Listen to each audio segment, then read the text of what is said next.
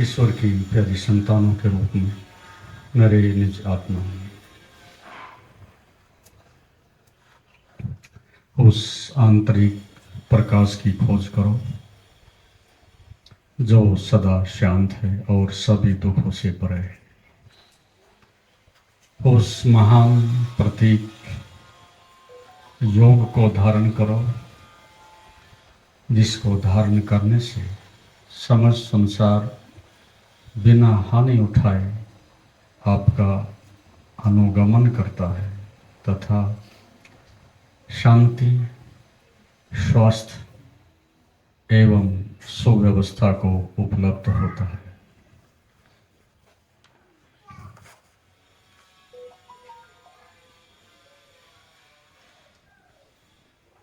जीवन की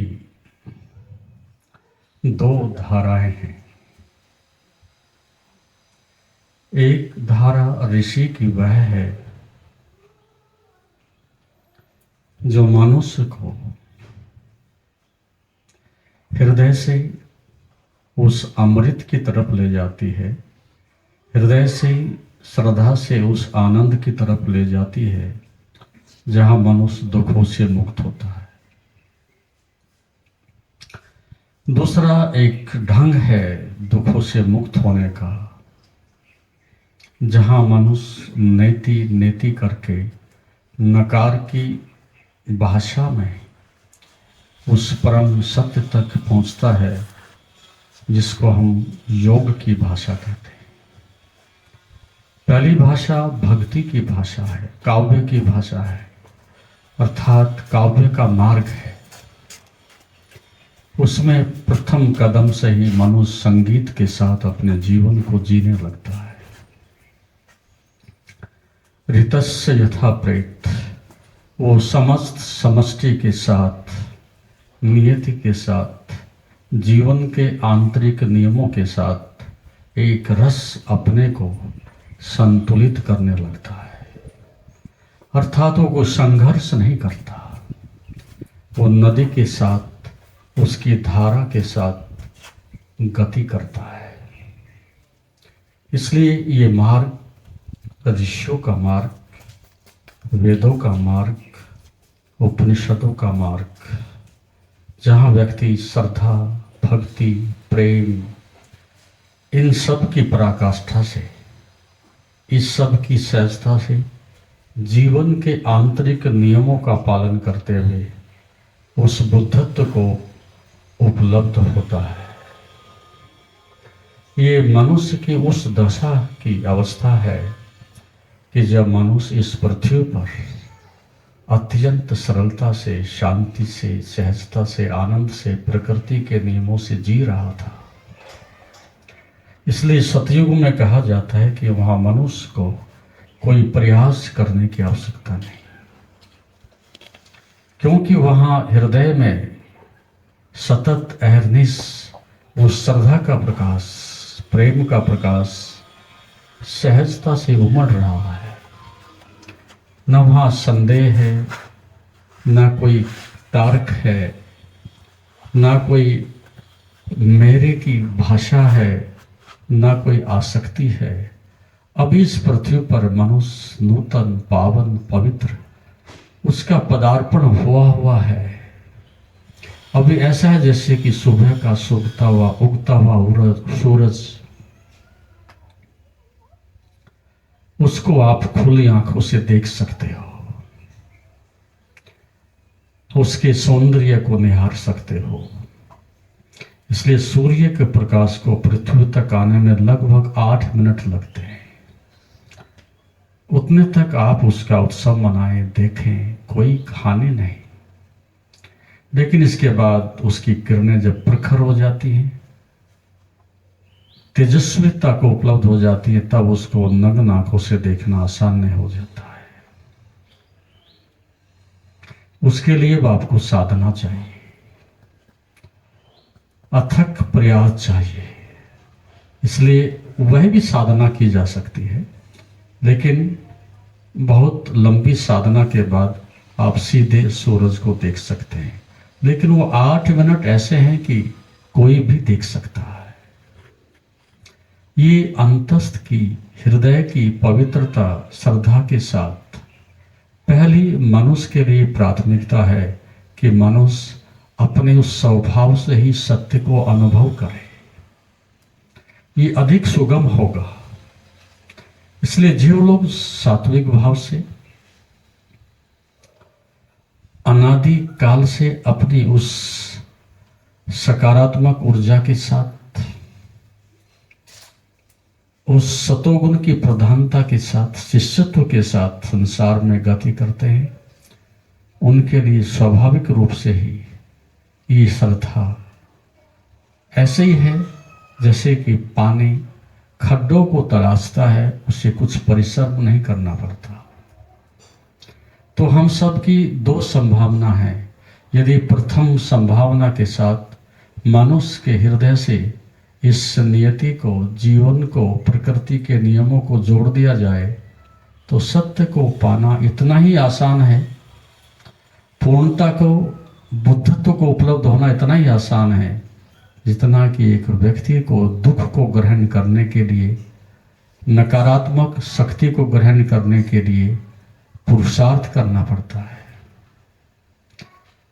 तो पहली प्राथमिकता परमात्मा की तरफ से, नियति की तरफ से यह है कि यदि हम मनुष्य के हृदय को बचा सके, मनुष्य की पवित्रता का कुआरापन हम बचा सके, उसके हृदय की सहज धाराओं को हम ठीक से परम सत्य की ओर बहा सके, तो इस सरिता सागर तक पहुंची जाएगी। ये बहुत कम हो पाता है। ये तभी संभव है आपके पास कुछ अतीत का भी हो, कुछ वर्तमान का भी हो, माता पिता, शास्त्र, समाज, धर्म सभी मिलकर के आपको उस दिशा में प्रोत्साहन देते हों, तब आपकी हृदय की यात्रा, आनंद की यात्रा, उत्सव की यात्रा, जीवन की यात्रा आरंभ होती है। तो सतयुग में कहा जाता है कि वहां कभी पतझड़ नहीं होता था, बसंत ही रहता था। ऐसे मनुष्य के जीवन में भी कभी पतन नहीं होता था, मनुष्य के जीवन में भी कभी पतझड़ नहीं होता था, उसके जीवन में भी बसंत ही बसंत रहता था। लेकिन जैसे ही मनुष्य इस पृथ्वी पर आगे बढ़ता है और अनेक विषम परिस्थितियां पैदा होती हैं, त्रेता में आते आते कहते हैं फिर औषध की आवश्यकता पड़ी। धर्म अध्यात्म के लिए औषधि है। यदि बीमारी ना हो तो फिर औषधि क्या खानी, और दुख ना हो तो धर्म की आवश्यकता क्या है। सत्य युग में सत्य ही सत्य था, वहां धर्म की कोई आवश्यकता नहीं थी। लेकिन त्रेता में आने के बाद फिर मनुष्य को धर्म की आवश्यकता पड़ी, एक औषध की तरह से। अब मनुष्य अनेक प्रकार की शक्ति से जैसे जैसे व्यक्ति क्षीण होता है, दुर्बल होता है, खंड खंड होता है, बिखराव होता है, वैसे वैसे मनुष्य में दुख प्रकट होता है। जैसे अहंकार विकसित होता है तो वैसे ही दुख भी विकसित होता है। दुख और अहंकार दोनों साइकोसोमेटिक है। जहां दुख है वहां अहंकार है, जहां अहंकार है वहां दुख है। ये समझ लेना चाहिए। यदि आपके जीवन में कहीं भी दुख है तो बिना अहंकार के वह आश्रय नहीं ले सकता। तो इस प्रकार से मनुष्य धर्म को अनादिकाल से औषधि के रूप में प्रयोग करता रहा है और उसकी आवश्यकता अभी भी है, पहले भी थी और आगे भी रहेगी। क्योंकि मनुष्य का जीवन ऐसा है कि उसमें चारों तरफ चुनौतियां हैं, चारों तरफ विषम परिस्थितियां हैं, और उस व्यक्ति को एक लंबी साधना के साथ इस जीवन को उस पूर्णता की तरफ, बुद्धत्व की ओर ले जाना है। तो सतत अहर्निश संकल्प की साधना करने की आवश्यकता है। संकल्प क्षीण हो जाए, संकल्प बिखर जाए, संकल्प टूट जाए, एकजुटता मनुष्य की समाप्त हो जाए तो उसी में दुख प्रवेश करता है। यदि आप अखंड हैं तो कोई दुख प्रवेश नहीं करेगा। यदि आप खंड खंड हैं तो दुख प्रवेश कर ही गया। इसलिए आपका मन अनेक खंडों में टूटा हुआ है, सब परिस्थितियों के आगे झुक जाता है। तो दो प्रकार की स्थितियां हैं, एक परिस्थितियां आपको बदले और एक आप परिस्थितियों को अपने अनुकूल बनाएं। अधर्म का मार्ग, संसार का मार्ग, शास्त्र का मार्ग, संदेह का मार्ग यह है कि परिस्थितियां मनुष्य को चलाती हैं, और जब तक मनुष्य परिस्थितियों का गुलाम है उतने तक वो व्यक्ति बुद्धत्व को उपलब्ध नहीं हो सकता, साधक नहीं हो सकता, मुक्त नहीं हो सकता, और परिस्थितियां सदा रहेंगी। जो व्यक्ति ऐसा कहता है जब तक संसार से गरीबी नहीं मिट जाएगी, दुख नहीं मिट जाएगा, सारा संसार शांति को उपलब्ध नहीं हो जाएगा, उतने तक हम शांति को कैसे उपलब्ध हो सकते हैं। उनका कहने का भाव है कि वो अपने आप बचाव कर रहे हैं ये कह करके कि जब सब ठीक हो जाएंगे तब हम ठीक हो सकेंगे। सारा संसार बेईमान है, चोर है, गरीब है, दुखी है, हम कैसे ऐसे में मुक्त हो सकते हैं। ये आदमी अब तर्क दे करके अपना बचाव करना चाहता है, लेकिन ऐसा नहीं। कैसी भी विषम परिस्थिति हो, लेकिन आपका होना, आपका अस्तित्व, आपका स्वधर्म, आपका स्वभाव, आपकी आत्मा सदा सदा से परम स्वतंत्र है। उसे बाहर की परिस्थितियां रोक नहीं सकती सत्य को जानने से, शांति को प्राप्त करने से। लेकिन अधिकांश संप्रदाय, अधिकांश धर्म इस प्रकार की बात कहकर के मनुष्य को अधिक कमजोर करते हैं, दुर्बल करते हैं, निराश करते हैं कि जब तक संसार में ऐसी शिक्षा, ऐसी अशांति, ऐसा अधर्म रहेगा तो बुद्धत्व को कैसे उपलब्ध हो सकते हैं। लेकिन इस बात को नकारा और सिद्ध भी किया। अभी 2500 वर्ष पहले लगभग भगवान बुद्ध हुए। उन्होंने ऐसे ही कलयुग में, जिसको लोग कहते हैं विषम परिस्थिति कहते हैं, चारों तरफ सब प्रकार का बिखराव है, अराजकता है, तब भी उन्होंने ऐसी विषम परिस्थिति में बुद्धत्व को उपलब्ध किया है। उसके पीछे बहुत बड़ी परंपरा है। अतीत के 2500 वर्षों में बहुत सारे फूल खिले हैं, जो उसमें कबीर, नानक, मीरा, बहुत सारे ऐसे बुद्ध पुरुष हुए हैं। और ऐसी विषम परिस्थिति में हुए जबकि देश गुलाम भी था। कहीं मुगलों का शासन है, कहीं अंग्रेजों का शासन है। तो ये बात सिद्ध होती है कि कैसी भी विषम परिस्थिति हो, इसका गरीबी से, समाज की बुराइयों से कोई लेना देना नहीं। ये आपका निर्णय है। आप आनंद से जीना चाहते हैं कि दुख से जीना चाहते हैं, ये आपका उत्तरदायित्व भी है। ये कह के कि समाज ऐसा है, आप अपना दामन बचा करके नहीं निकल सकते। इसलिए कैसी भी परिस्थिति हो, बुद्धत्व को उपलब्ध होना, परम ज्ञान को उपलब्ध होना, वो आपका स्वभाव है और आप सबका अधिकार है। इसलिए इसको हम संकल्प के द्वारा, एक नकारात्मक दृष्टिकोण के द्वारा अपने इस जीवन को दूसरे ढंग से उस परम शिखर तक पहुंचाने का प्रयास करते हैं, जिसको हम कहते हैं एक नकारात्मक भाषा मृत्यु के रूप में। बुद्ध का जितना भी दर्शन है वो सारा मृत्यु का दर्शन है। एक नकार का, उसके ऊपर मालिकियत करने का, उस सब शक्ति को जीतने का, संघर्ष करने का मार्ग है। तो इसलिए जैसे जैसे मनुष्य इस जीवन में अच्छी तरह से समझने की, देखने की कोशिश करता है, तो पाता है कि मनुष्य का जन्म दुख है। इसलिए सब रोते हुए पैदा होते हैं। जब थोड़ा 2 कदम आगे बढ़ते हैं तब सब प्रकार के विकार, अशांति, सब संघर्ष मनुष्य को चारों तरफ से घेर लेते हैं।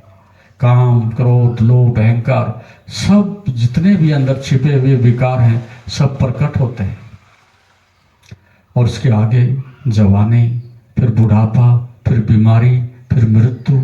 इस प्रकार से जब जीवन को देखा जाता है तो मनुष्य कहता है यहाँ शांति से कैसे रहा जा सकता है, यहाँ चारों तरफ दुख ही दुख है।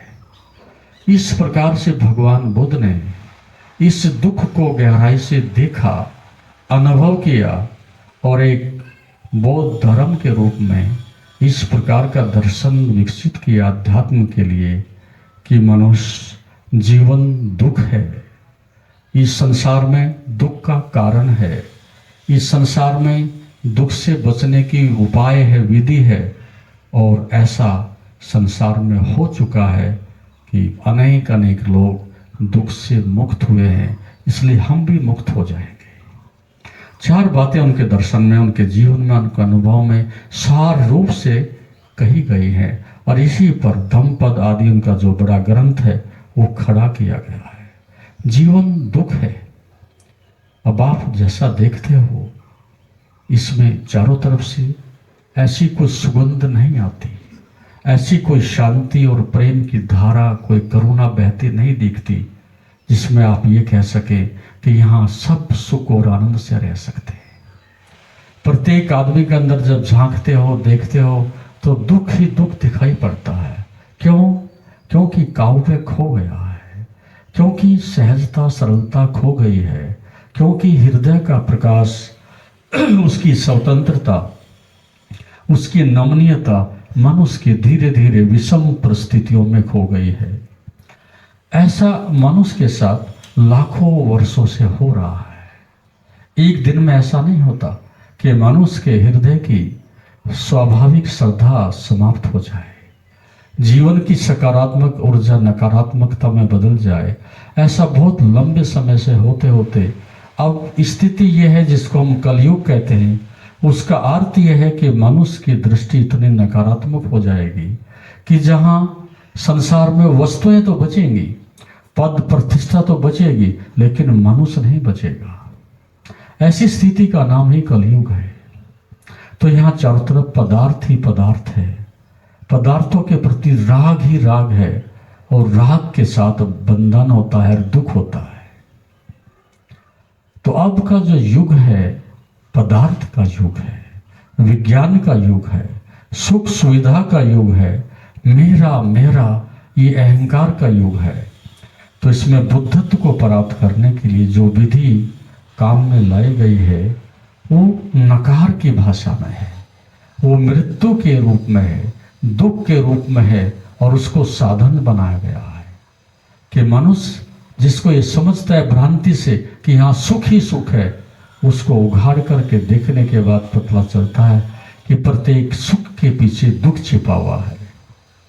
जैसे किसी व्यक्ति को हमें कड़वी दवाई खिलानी हो तो शुगर को ट्रीट करते हैं, ऐसे ही जब आदमी संसार में किसी भी विषय में कहीं भी प्रवेश करता है, चाहे वो धन से यात्रा आरंभ करे, प्रत्येक धन के पीछे, प्रत्येक संपत्ति के पीछे विपत्ति छिपी है, कौन मना कर सकता है। जैसे जैसे धन आपके जीवन में पदार्पण करता है, धन और धन चारों तरफ से आपको घेर लेता है, ऐसी स्थिति में व्यक्ति अहंकार केंद्रित हो जाता है। जैसे शक्ति हाथ में आती है वैसे व्यक्ति हिंसक हो जाता है और दूसरों का विनाश करने के लिए दौड़ने लगता है। इसलिए आज आदमी युद्धखोर हो गया हो और सारे संसार में शक्ति का इतना बड़ा साम्राज्य मनुष्य ने विस्तार कर लिया हो तो आश्चर्य नहीं। हर आदमी दूसरे के ऊपर आधिपत्य करना चाहता है, दूसरे को गुलाम बनाना चाहता है। उसके लिए सत्ता चाहिए, शक्ति चाहिए, और पद और धन से बड़ी संसार में कोई शक्ति नहीं, और पद भी नंबर 2 पर है, धन से बड़ी कोई शक्ति नहीं। इसलिए लगभग हर आदमी धन लोलुप है, किसी न किसी रूप में व्यक्ति धन प्राप्त करना चाहता है, क्योंकि धन आते ही सत्ता हाथ में आ जाती है, शक्ति हाथ में आ जाती है। और शक्ति का मतलब है कि इतने लोगों को मैं गुलाम बना सकता हूँ, अपना अनुयायी बना सकता हूँ, उनसे सेवा करा सकता हूँ, उनके ऊपर मालिकत करा सकता हूँ। इसलिए ये बात फिर ऋषियों ने कही कि किसी का गुलाम होना ये भी दुख है और किसी का गुलाम बनना ये भी दुख है। और संसार में 2 ही तरह के लोग हैं, एक जो दूसरों को गुलाम बनाना चाहते हैं या वो किसी दूसरे के गुलाम हैं। इसकी पीड़ा को अनुभव कर लेना, इसकी गहराई में जाना, और प्रत्येक आदमी के अंदर अदम्य एक बात अंदर से उठती रहती है कि स्वतंत्रता स्वतंत्रता स्वतंत्रता। आप धन भी इसलिए इकट्ठा करना चाहते हैं कि हम स्वतंत्र हो जाएं, हम किसी के गुलाम ना हो। लेकिन धन के आने के साथ साथ गुलाम तो हो ही जाता है। आप किसी और के गुलाम नहीं तो कम से कम धन के तो गुलाम हो। धन को आप नहीं बन सके, धन को आप गुलाम नहीं बना सके, धन आपको गुलाम बनाता है। तो धन के आते आते मनुष्य की स्थिति यह होती है कि चारों तरफ से अहंकार अकड़ इकट्ठी हो जाती है। पद के आते ही मनुष्य अहंकारी हो जाता है। धन और पद आए और आदमी अहंकारी ना हो लगभग असंभव है। तो धर्म ने बार बार इस प्रकार की जो बात उठाई है कि मनुष्य के जीवन में धन नहीं, पद नहीं, अपितु धर्म का आगमन पहले होना चाहिए। धर्म का अर्थ है संतुलन, धर्म का अर्थ है नियति के नियम के अनुसार वस्तुओं का उपयोग करो, उनका उपभोग करो, लेकिन बंधो मत, बांधो मत। ना गुलाम बनो, ना किसी को गुलाम बनाओ। ये धर्म की कला सीखने के बाद ही मनुष्य को समझ आती है।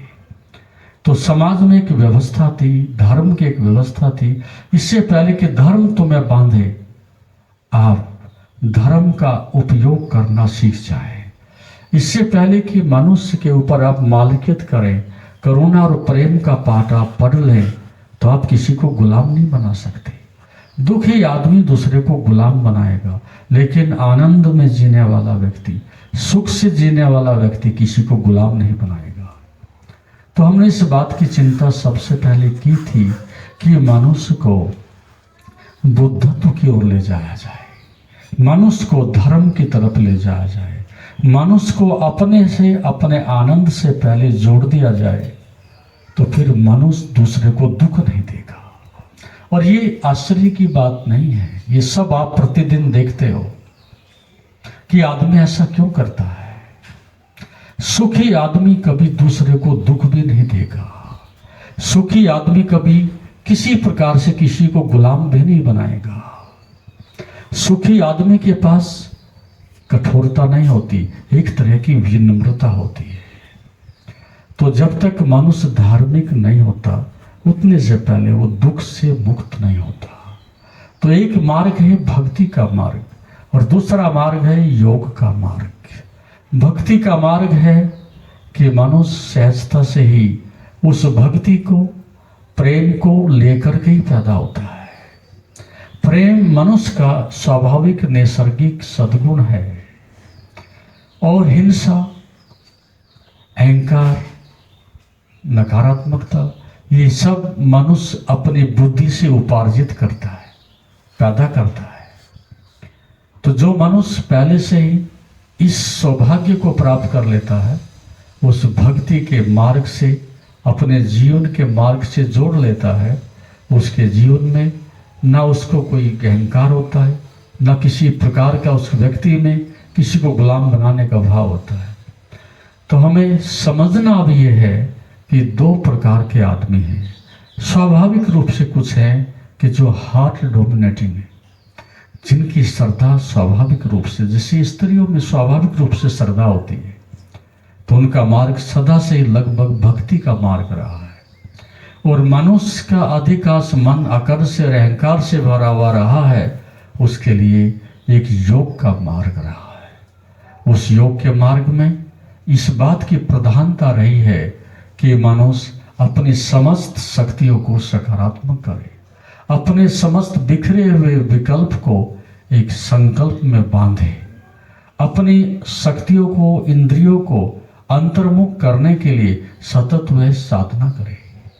तो उस प्रकार की साधना भगवान बुद्ध ने सतत 6 वर्ष तक एकांत में रह करके, मौन रह करके, अपनी समस्त द्वंद्व को, बिखराव को, खंड खंड टुकड़ों में बटी हुई बुद्धि को अंतर्मुख करके, अंतर्दृष्टि प्राप्त करके उन्होंने बुद्धत्व को उपलब्ध किया।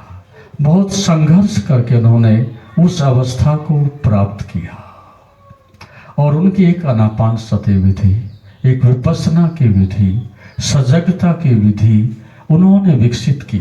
हालांकि की नहीं, वो पहले से भी थी, उसको इस वर्तमान युग में एक नया आयाम दिया, एक नई दिशा दी कि प्रत्येक मनुष्य इन दुखों से मुक्त हो सकता है और इस विपස්සना से, इस सजगता की विधि से, इस सब धर्म से और इस शीलता और प्रज्ञा और समाधि के माध्यम से मनुष्य दुखों से मुक्ति पा सकता है। तो एक मार्ग था कि भक्ति के द्वारा, करुणा के द्वारा, प्रेम के द्वारा, श्रद्धा के द्वारा, समर्पण के द्वारा उस बुद्धत्व को प्राप्त किया जाए। लेकिन जिनके स्वभाव में ऐसा नहीं, उनके लिए शील, प्रज्ञा, समाधि, सजगता, ये सब साधन प्रयोग किए गए और इनके द्वारा लंबे समय तक सतत अहर्निश वैराग्य के द्वारा उस परम बुद्धत्व को प्राप्त किया जाता है। बुद्धत्व का मतलब है कि जहाँ मनुष्य की मुक्ति अब सुनिश्चित हुई है, किसी प्रकार का कोई बंधन नहीं, न अपने से बंधे न दूसरे से बंधे, कोई राग नहीं, द्वेष नहीं, सब प्रकार से आनंद की अवस्था होती है, परम अवस्था होती है। तब मनुष्य उस निर्वाण को अवस्था होता है। अर्थात वाण का मतलब वासना, निर्वाण का मतलब निर्वासना रहित। जब आप वासना रहित होते हैं तब आप बुद्धत्व को उपलब्ध होते हैं। तो इस प्रकार से मनुष्य के जीवन में ये सौभाग्य के दिन तब पैदा होते हैं जब उस मनुष्य में वैराग्य जगता है, विवेक जगता है, जीवन की संपदा को महत्व देता है, संसार की संपदा को नहीं, अपने परम धन को प्राप्त करने की कोशिश करता है, दूसरों के धन पर दृष्टि नहीं रखता। तब इस प्रकार की स्थिति पैदा होती है। तो इसलिए यदि आप बुद्धत्व को प्राप्त करना चाहते हैं तो आपके जीवन में एक आंतरिक अनुशासन चाहिए, शीलता का, प्रज्ञा का, समाधि का समावेश चाहिए और अहर्निश अविच्छिन्न तेल धारावत। तब मनुष्य को सुबह से लेकर के रात्रि तक और रात्रि से लेकर के सुबह तक इस प्रकार का एक साधना का, एकजुटता का, एकाग्रता का प्रयास करना पड़ता है कि प्रतिपल प्रतिपल मनुष्य की दृष्टि अपने लक्ष्य की ओर अग्रसर होती है। वो परमात्मा और आलस्य में अपने समय को, शक्ति को नष्ट नहीं करता। तो इस प्रकार दो अवस्थाएं हैं। एक शिष्यत्व की अवस्था को हमने अंधकार की तरह से, अमावस्या की तरह से, उतार चढ़ाव की तरह से देखा है और बुद्धत्व की अवस्था को पूर्णिमा की तरफ से देखा है। दोनों में कोई विरोध नहीं, एक दूसरा दूसरे से जुड़ा हुआ है। एक शिष्य में छिपा हुआ जो बुद्धत्व है वो धीरे धीरे प्रकट होता है। जैसे अमावस्या आती है, उसमें प्रतिपदा आती है, द्वितीय आती है, तृतीय आती है, चतुर्थी आती है। ये शिष्यत्व के सोपान हैं, पड़ाव हैं, उनको धीरे धीरे चढ़ते हुए वो पूर्णिमा तक पहुंचता है, तो वो बुद्धत्व को उपलब्ध होता है। तो इसलिए हमने पूर्णिमा को बुद्धत्व के रूप में, परम प्रकाश के रूप में अनुभव किया है, स्वीकार किया है और उसका पूजन किया है, उसको हमने एक सेलिब्रेट किया है, उसका उत्सव मनाया है। लेकिन अमावस्या भी पूर्णिमा को लाती है, ये भी हमें नहीं भूलना चाहिए। यदि अमावस्या ना होगी, अंधकार नहीं होगा तो प्रकाश भी नहीं होगा। तो इस प्रकार की भी साधनाएं शिष्य को करनी पड़ती हैं, जो अंधकार से आरंभ करता है और प्रकाश की ओर आगे बढ़ता है। तमसो मां ज्योतिर्गमय। तो मनुष्य तमस से आरंभ करता है, रजस में प्रवेश करता है और परम सतोगुण को प्राप्त करके उस परम प्रकाश की आंतरिक प्रज्ञा की अवस्था को, बुद्धत्व की अवस्था को प्राप्त करता है। मनुष्य जब जन्मता है सभी तमस में होते हैं। मनुष्य जब जन्मता है तब सभी एक तरह से शूद्र ही होते हैं उन्हें ना मलमूत्र का पता है, ना सफाई का पता है, ना शुद्धता का पता है, ना कोई होश है। ऐसी अवस्था ही तमस की अवस्था कहलाती है। लेकिन बचपन से, स्वभाव से सभी ब्राह्मण नहीं होते, सभी रजस गुण को प्राप्त नहीं होते। तमस से ही सब यात्रा आरंभ कर दें। जितने ऋषि मुनि बुद्धत्व को उपलब्ध हुए हैं, उनका प्राथमिक शरण अंधकार में ही होता है, और तभी वो प्रकाश की खोज करते हैं। यदि अंधकार ना हो, दुख ही ना हो, तो मनुष्य फिर सुख की यात्रा भी क्यों आरंभ करेगा। आप ही सोचो, संसार में आंख खुलते ही सब कुछ सत्यम शिवम सुंदरम है, सब कुछ सुख ही सुख है, कोई संघर्ष नहीं, कोई विवाद नहीं, शांति ही शांति है। तो धर्म की खोज क्यों करेगा, सत्य की खोज कौन करेगा, मोक्ष की कामना कौन करेगा। इसलिए बीमारी है तो आदमी औषध भी ढूंढता है, दुख है तो आदमी सुखी भी होना चाहता है। इस प्रकार से मनुष्य का धर्म तभी संसार में है, और धर्म की तभी तक आवश्यकता है जब तक संसार में दुख है। तो अंधकार को देखें, दुख को समझें, उसका कारण क्या है दुख का, उसको देखने की, समझने की कोशिश करें, तो आपको उसी में विधि, दुख में ही पता चल जाएगा कि इसका निवारण क्या है। जिस दिशा से आया है वो दिशा इस बात को भी बताएगी कि दुख कैसे आता है। और जब तक मनुष्य में इस प्रकार की मूर्छा ना हो, मूर्ता ना हो, तामस ना हो, वो व्यक्ति किसी प्रकार से दुख में नहीं जा सकता। और दो ही शब्दों में ऋषियों ने बात की है कि मनुष्य मूर्छित है तो दुखी है, और मनुष्य मूर्छा से बाहर आ गया है, जागरण में आ गया है, तो उस अवस्था में सभी दुखों से मुक्त हो जाता है। तो संसार मूर्छा है, संसार बेहोशी है, और योग मनुष्य का परम जागरण है। और जागरण के लिए मनुष्य को जीवन को देखना, समझना, चारों तरफ क्या अव्यवस्था है उससे दूर होना, ये उसकी साधना का सतत एक फल है। तो आप अनुभव करें, देखें कि जैसा जीवन है अनगढ़ है, इसलिए दुख है। जीवन को तराशा जाए तो उसी में से आनंद पैदा होता है। तो भगवान बुद्ध ने अपने जीवन में 3 बातें महत्वपूर्ण कही हैं कि अष्टांग मार्ग सबसे श्रेष्ठ मार्ग है, सभी सत्यों में 4 आर्य सत्य सबसे श्रेष्ठ है, और 2 पैर वाले मनुष्यों में आंख वाला व्यक्ति सबसे श्रेष्ठ है। ये आंख वाला आदमी कौन है? वो आंख वाला आदमी वो है जिसकी अंतर्दृष्टि विकसित होती है। ये आंख वाला आदमी वो है कि जो आंखों पर पट्टी बांध करके तेली के बैल की तरह से जीवन नहीं जीता, इन आंखों का उपयोग करता है, गहराई से देखता है, विश्लेषण करता है, संश्लेषण करता है, और अपने जीवन में उससे सीखता है। प्रतिदिन यहाँ घटना घटती है, लेकिन अंधों को दिखाई नहीं देता, इसलिए वो सीखते भी नहीं। लेकिन आंख वाला, अंतर्दृष्टि वाला, वो सभी जहर में से भी अमृत निकाल लेता है, नकारात्मकता को भी सकारात्मक में बदल देता है, और मृत्यु को भी जीवन में और आनंद में कन्वर्ट कर लेता है, बदल लेता है।